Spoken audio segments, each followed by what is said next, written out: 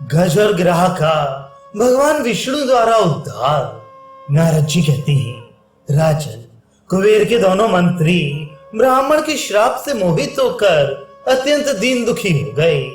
उस यज्ञ में साक्षात भगवान विष्णु पधारे थे। वे अपनी शरण में आए हुए उन दोनों मंत्रियों से बोले। श्री भगवान ने कहा, मेरी अर्चना से युक्त इस यज्ञ में तुम दोनों को दुख उठाना पड़ा है। ब्राह्मणों की कही हुई बात को टाल देने या अन्यथा करने की शक्ति मुझ में नहीं है। तुम दोनों गिरहा और हाथी हो जाओ। जब कभी तुम दोनों में युद्ध छिड़ जाएगा तब मेरी कृपा से तुम दोनों अपने पूर्ववर्ती स्वरूप को प्राप्त हो जाओगे। नारद जी कहते हैं, राजन, भगवान विष्णु के यूं कहने पर राजा धीराज कुबेर के वे दोनों मंत्री ग्रह और हाथी हो गए, परंतु उन्हें अपने पूर्व जन्म की बातों का स्मरण बना रहा। घंटानाद ग्रह हो गया और सैकड़ों वर्षों तक गोमती में रहा। वह बड़ा विकराल, अत्यंत भयंकर तथा सदा रौद्र रूप धारण किए रहता था। पाशव मौली रेवतक पर्वत के जंगल में 4 दांतों वाला हाथी हुआ। उसके शरीर का रंग काजल के समान काला था। उसके पृष्ठभाग की ऊंचाई 100 धनुष के बराबर थी।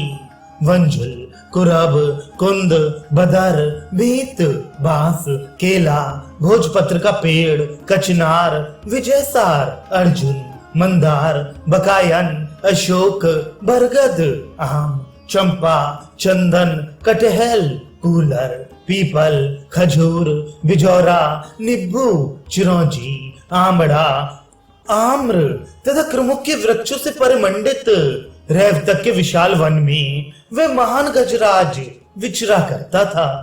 एक समय वैशाख मास में वह गजराज पर्वतीय कंदरा से निकलकर अपने गणों के साथ चिंगाड़ता हुआ गोमती गंगा में स्नान के लिए आया। बहुत देर तक जल में स्नान करके इधर उधर सूंड घुमाते हुए उस गजराज ने अपनी सूंड के जल से हाथियों के सभी छोटे छोटे बच्चों को नहलाया।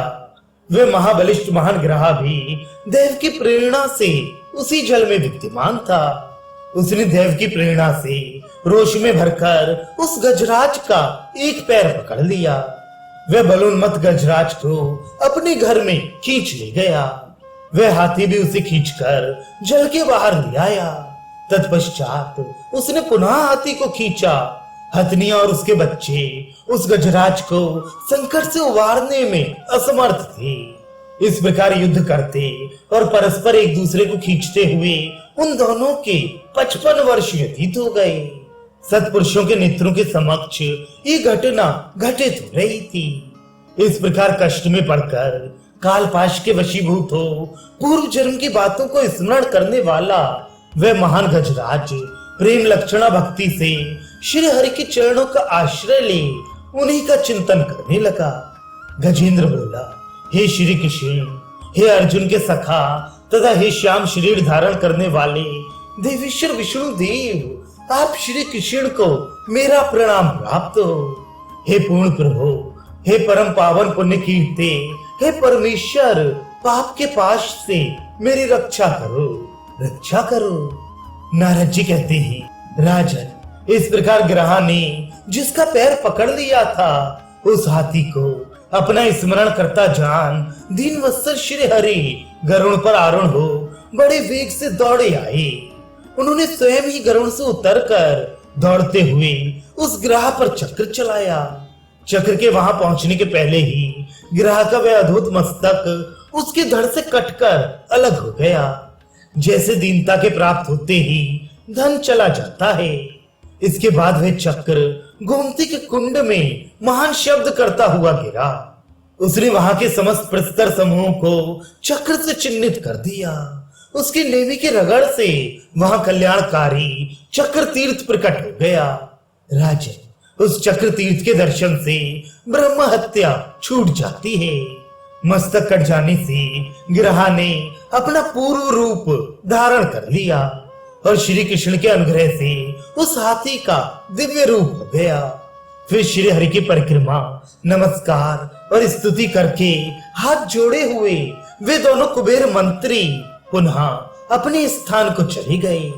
देवता लोग फूल बरसाते हुए जय जयकार करने लगे। भगवान प्रकृति से परे विद्यमान अपने साक्षात धाम में चले गए। जो नरश्रेष्ठ चक्र तीर्थ की इस कथा को सुनता है वे चक्र तीर्थ में स्नान करने का फल पाता है, इसमें संशय नहीं है।